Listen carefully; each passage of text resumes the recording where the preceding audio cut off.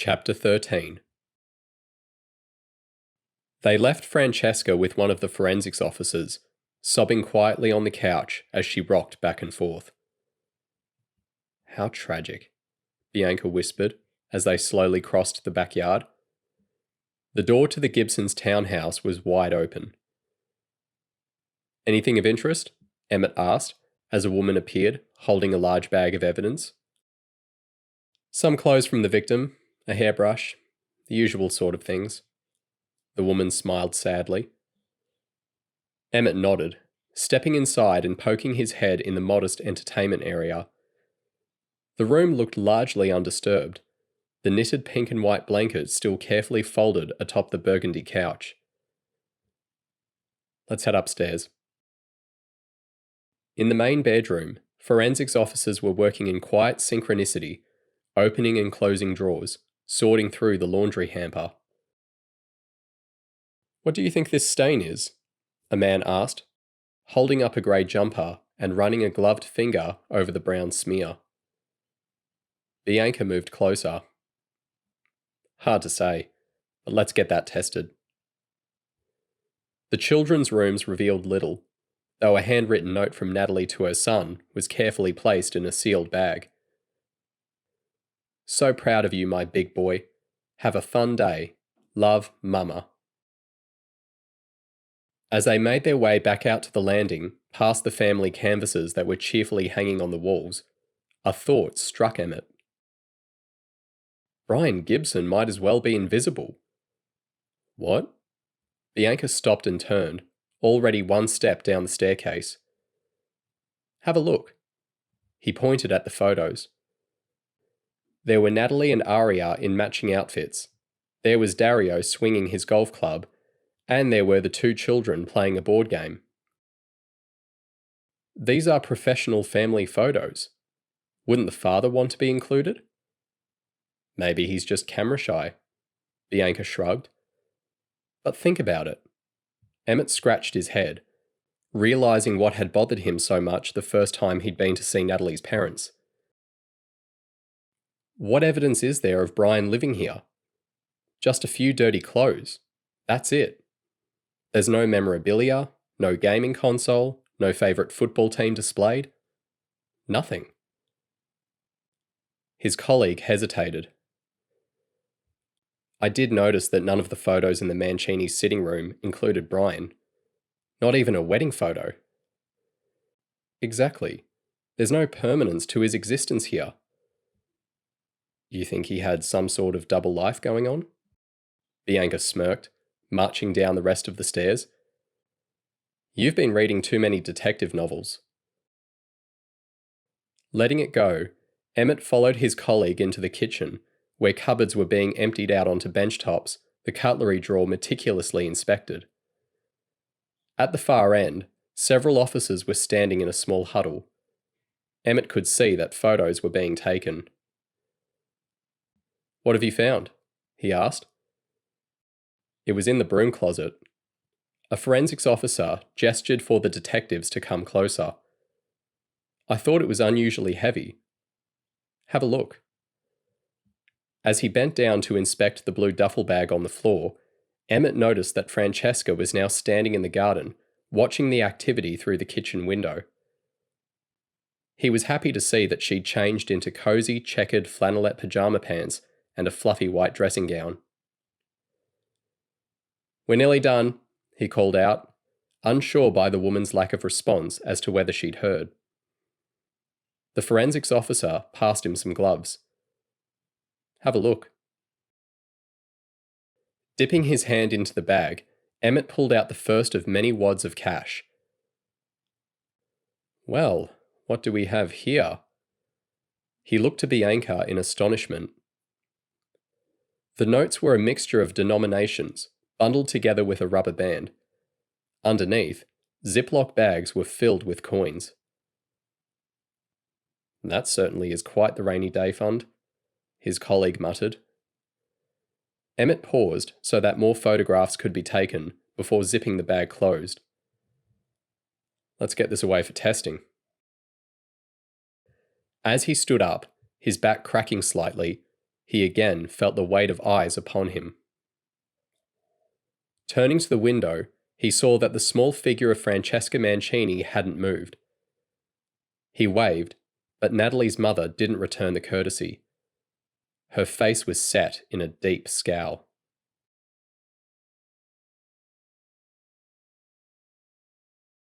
Overcast days were normally Cindy's preferred conditions to shoot in, but for some reason, none of her photographs were working out.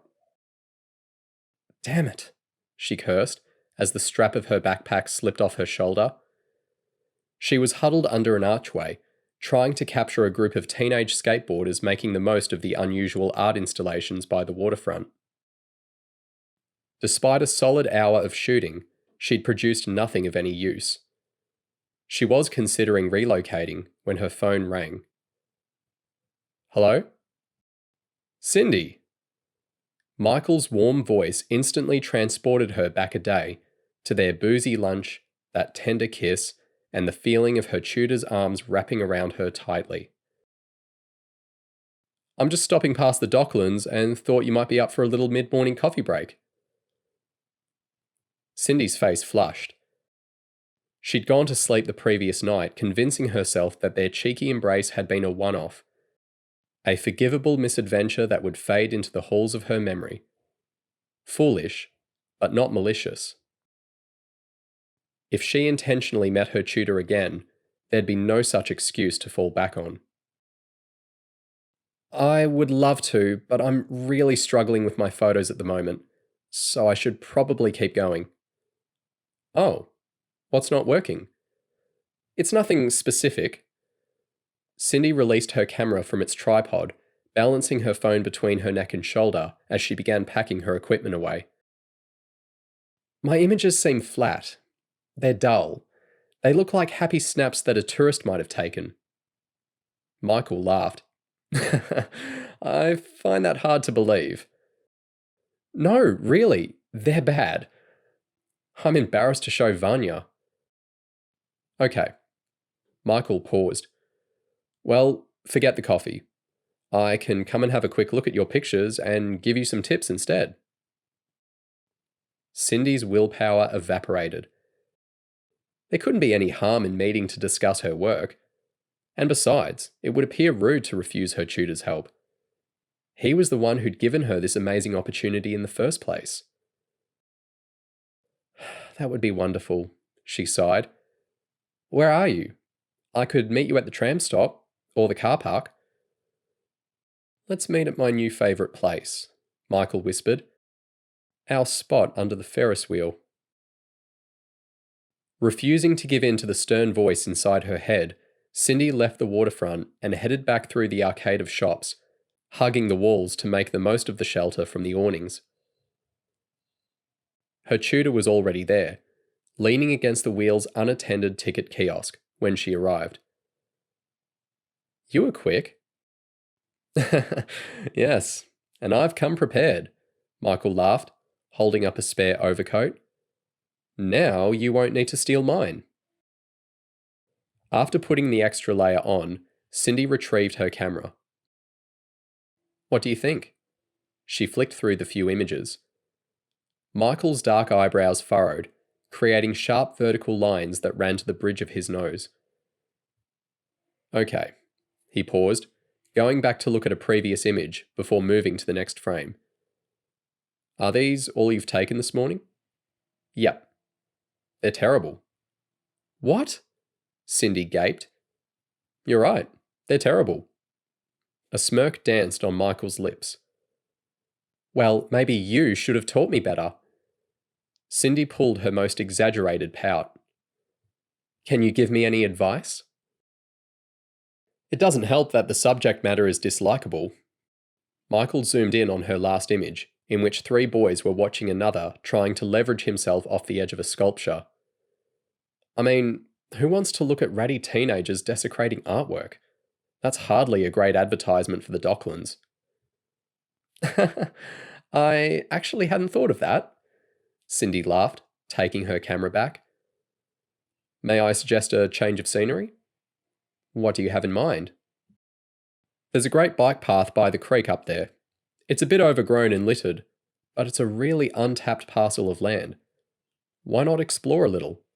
There's lots of wildlife, and if they cleaned up the waterway, it could become a real asset. Do you think Vanya would like that? Absolutely. If you crop out the rubbish and syringes, it'll come up just great. Cindy scoffed. Yeah, right. Well, it can't be worse than your skateboarder, mates. Come on. Cutting across the concrete plaza, they made their way over Footscray Road. A narrow bike path dipped down to their left, the trail disappearing behind overgrown shrubbery. Around a bend, the track met a murky creek. Is this it? Cindy couldn't hide her disappointment as she surveyed the bobbing beer cans and discarded plastic bags. Just wait. They walked in silence, the winding trail running parallel with the creek. Every so often, a wild rabbit would dart out from the undergrowth ahead of them. Look at the view. Michael suddenly stopped, looking back to where they'd come from. Cindy turned, surprised to discover that they'd reached higher ground. The shrubbery they traipsed through opened up to an almost perfect vista of the Docklands, the big wheel rising proudly into the sky against a backdrop of ever-growing apartment towers. I'll have to remember to come back here when I have more time. You should come at night. The wheel is quite spectacular when it's all lit up. Cindy frowned. She couldn't imagine wandering along the secluded track in the dark. Flanked by a raised train line on one side and the creek on the other, the path was completely hidden. If it wasn't for the roar of traffic from the freeway overhead, it would feel utterly remote. And look over there. Michael pointed to the base of a concrete pylon in the middle of the creek a little further up. Cindy left the path and shuffled her way down the grassy bank, careful to avoid the multiple pieces of broken glass. From the edge of the water, she could make out 3 little herons sheltering in a nest. Their beaks opened up hopefully in the direction of their mother, who was standing guard nearby. Okay, that is worth a photo. Just be careful with the light. Michael edged his way down the slope to join her. It's a bit tricky the way the freeway casts those shadows. Fiddling with her camera, Cindy shivered as she felt her tutor's arms wrap around her waist. She knew she needed to stop this, but she really didn't want to. I can't stop thinking about you. Michael pecked her lightly on the neck. You're supposed to be helping me with my work, Cindy giggled, squinting through the viewfinder and trying unsuccessfully to keep her focus on the photo she should be taking, and not the man who was now running one hand down the back of her shoulder blades. Ow! Cindy yelped as a sharp jolt sent her flying forward. Hey! She heard her tutor's cry. Her heart pounded as she spun around. Michael was doubled over, holding one hand across the left side of his face. He got me right in the eye, he moaned. Who got you? Cindy looked from her tutor to the bike path, where she saw the grinning face of Jordan, the boy she'd met earlier in the week. I gave you a shock, Jordan snorted, chuckling happily. I've been following you and you didn't even see me. And then I hit you with those stones. Cindy clambered back up the bank and looked sternly at the boy. You shouldn't be throwing things. You could have damaged my camera. And you hurt my friend. The boy shrugged. Why are you photographing the birds? Do you want to come and take pictures of the trains with me instead? The station is just up there. I'm doing some work, so I don't really have time. I love trains. I know, Cindy laughed, unable to stay cross. If you come to Macaulay Station with me, you can get really good pictures, Jordan insisted earnestly. The City Express trains come every 8 minutes, and the regular trains come every 20 minutes, but sometimes they're late. Leave her alone. She said she doesn't have time. Cindy turned to see Michael lugging her camera equipment back up the bank. His jaw was clenched and his left eye red. She'd never heard him sound so aggressive. Jordan's face fell. "It's okay." She reached to put a hand on his arm, but he pulled away quickly. "I'll come with you another time, but don't throw things at people, okay?" The boy scowled, then disappeared up the path. "He's lucky I didn't thump him," Michael hissed, before handing Cindy's bag to her. "Anyway, I should get going. You'll be right here?" "Yes. Thank you for showing me this area. It's a great contrast to the rest of the suburb." "Good. But don't bother going too much further up that way."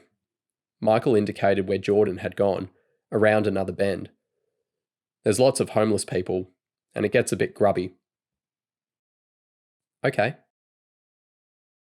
As she watched her tutor walk away, Cindy realised she was still wearing his jacket. "Michael!" she called, but her voice was lost in the thunder of the traffic overhead. Damn, I'll have to arrange another time to get it back to him. Cindy hugged her arms around her body. For some reason, that thought made her anxious. The medical clinic that Francesca Mancini had spoken of was tucked in a laneway behind a large hotel, with just a discreet silver plaque at the door to indicate they were at the right place. Emmett pressed the bell, imagining Natalie Gibson there less than a week earlier. How nervous she must have been. "It's Detective Corbin and Detective Tardio." He leant in close to the intercom. "We phoned earlier." A loud buzzing indicated the door had been unlocked, and Bianca led the way in. Beyond two barred security gates, the detectives found an informal space with coloured couches under bright posters championing women's rights. "I'll take you straight through." A smiling receptionist ushered them down a hallway, past private consulting rooms, and into a communal kitchen. "It's pretty basic, but we have tea and coffee if you'd like anything," the friendly man said. Both detectives shook their heads, and the receptionist moved them through another doorway and up a flight of stairs. "I've got Rob Flaherty free to speak with you. He's our acting CEO." He stopped outside an empty office. "He's just finishing up on a conference call, so if you want to take a seat in here, he shouldn't be too long." "Perfect." Emmett looked around the small room, which was fitted out with just a chair and desk and one couch. He sat on the edge of the couch and pulled out his notepad and phone. "Have you heard from any of the others?" Bianca flicked through a few pamphlets that were pinned to a corkboard. "I've got a text here from Carter." Emmett opened the message. Damn. He says they've got the footage from the deli, and it shows that Brian Gibson was there all day on Friday. Until what time? 6 p.m, when he suddenly rushed out. Bianca pulled a face.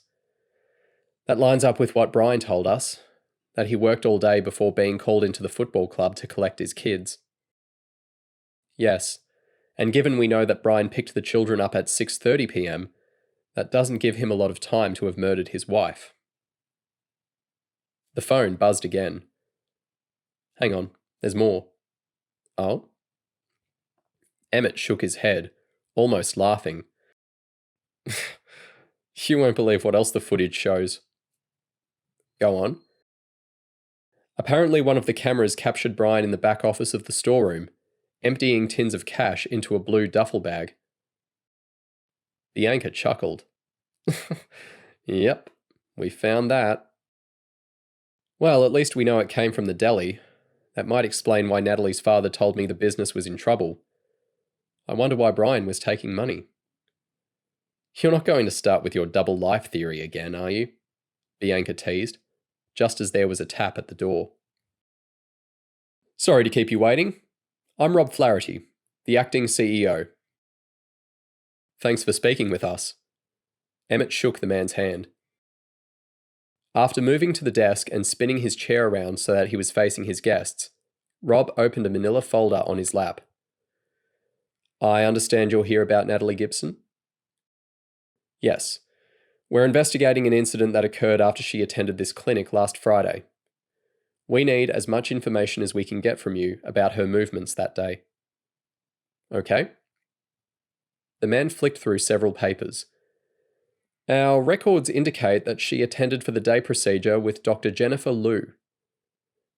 Are you able to say what time Ms. Gibson arrived at the clinic and what time she left?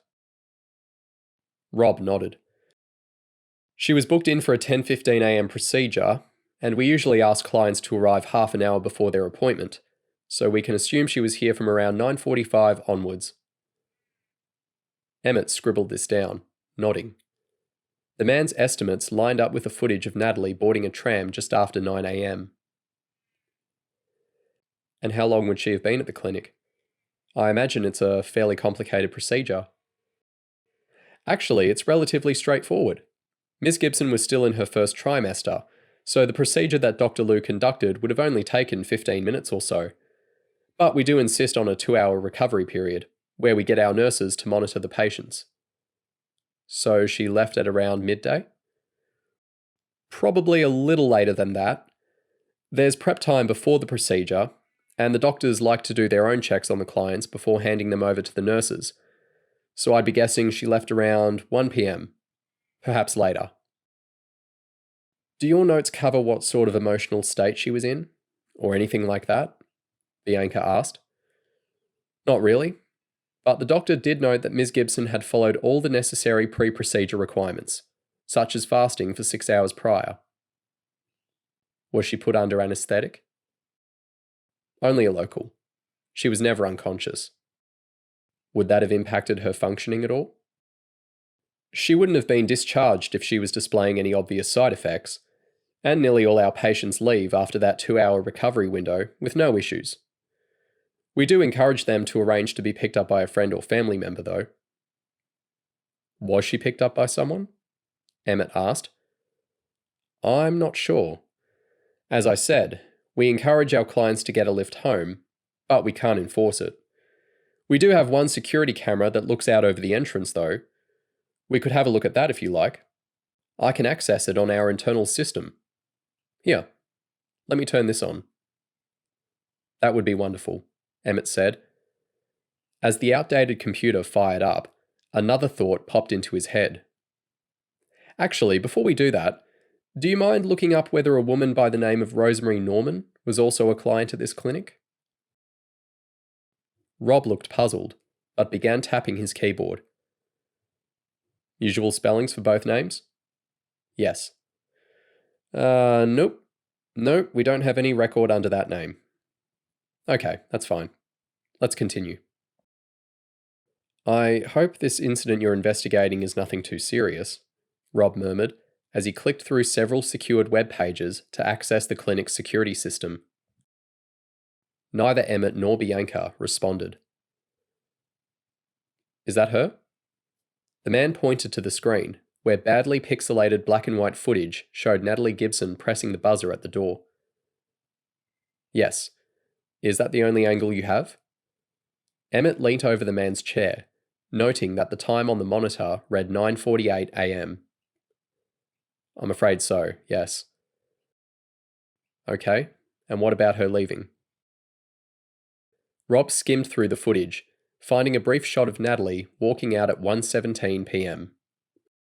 The camera had only captured the back of her head and the briefest of side views as she turned right away from the entrance. No one else was visible in the frame. We can't see any further out into the laneway? Emmett couldn't keep the exasperation out of his voice. Unfortunately not. That's the only camera we have. Emmett sighed, locking eyes with Bianca. On the day of her disappearance, Natalie had terminated an unwanted pregnancy, which she'd been keeping a secret from her husband. That made Brian the most likely suspect, yet he was at work some 8 kilometres away the entire day. Thank you for your time. Emmett shook hands with Rob again. Well, where does that leave us? Bianca grumbled as they headed back to the car. Emmett threw his hands up in frustration. I don't know, he said, shaking his head. I don't understand how any of this fits together. Well, at least we can rule Brian out, Bianca muttered.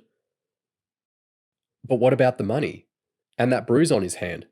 And his violent temper?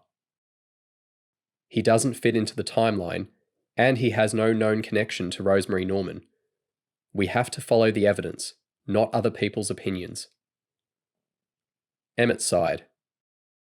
Bianca was right. He had to let his suspicions about Brian Gibson go, at least for the time being. Come on, let's get some lunch. I'll drive. Bianca playfully nudged Emmett before unlocking the car. We need to eat before prettying ourselves up for this afternoon. What? He clambered in, no longer able to hide his fatigue. Didn't you see the email? We're wanted at the media conference later today. Emmett groaned. You don't like doing press events? Not really, but I'll handle it. Emmett slid his chair back so he could stretch his legs out, then closed his eyes. There was no way he would be making it to his son's football game that afternoon.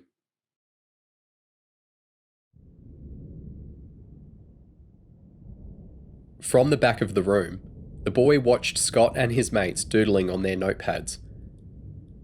They were supposed to be listening to Mr. Stanakis, who was standing at the front of the class, animatedly explaining how he used to spend his school holidays fishing with his father and grandpa.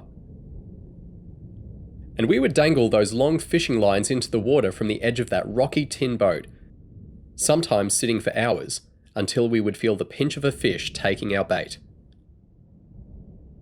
The boy liked to hear about his teacher's childhood, but he was distracted by the group in front, who were now sniggering at something that Scott had drawn.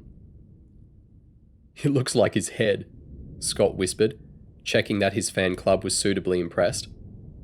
I'll draw his ugly glasses too. As the boy watched the slightly nervous but uniform expressions on the faces of Scott's followers, a strange realization took hold. Scott's mates didn't really think his drawing was funny. They were just pretending. So now you've heard about my family. Mr. Stanakis clapped his hands together. It's time to hear about yours. When I call your name out, please come up and join me, and then you can briefly explain to the class what you drew last week and why it's special to you. The boy clenched his stomach, hoping no one would bring up his embarrassing accident. Athena? The teacher called, and a girl with 2 blonde pigtails bounced to the front. I drew my nan and me baking cakes in the kitchen, and this is everyone at the table eating them. Great. And why is that memory special to you? As Athena continued, the boy looked around at his classmates. Ever since that humiliating wedding incident, he'd been relegated to the back of the room, in the seat closest to the door. In case you feel like you might have another accident, Mr. Stanakis had said, to the loud sniggers of the other children. At first, the boy had felt ashamed, but now he liked his position at the back. It gave him the ability to freely observe his classmates. Well done, Athena. Now, Luke, do you want to come up? As the boy listened to each child at the front, he paid special attention to the reaction of those listening. From what he could tell so far, it was good to say that you had a mum and a dad, and that you liked sport, or playing outside, or climbing trees, and you should never say that you liked your mummy reading books to you in bed. What a baby! Scott had yelled out when Doug had said this. As the last picture was presented, the boy breathed out a sigh of relief. No one had noticed his drawing was missing. Okay, well done everyone, Mr. Stanakis beamed, looking around the room. Oh, hang on. He walked to his desk and shuffled through the pictures that had been presented, before turning to the boy. We seem to have misplaced yours. He probably peed on it, Scott yelled. The teacher ignored this and walked to the back of the room. "I'm so sorry." He leant over the boy's desk. "I don't know where your picture has gone. Do you want to come up and tell us about your drawing anyway?" The boy squeezed his knees together, his legs trembling. He looked around the room. Dozens of eyes were upon him. He had no choice. With the help of his teacher's guidance, he walked nervously to the front and turned to face the class.